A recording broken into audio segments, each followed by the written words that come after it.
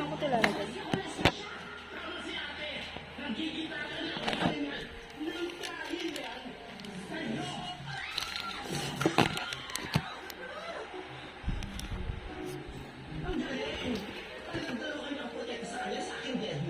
Nasaktan ka ba? Ay, concern ka pa rin. Ba't parang kamay mo nakagano sa kanya? O, kanino kamay ito? Hi.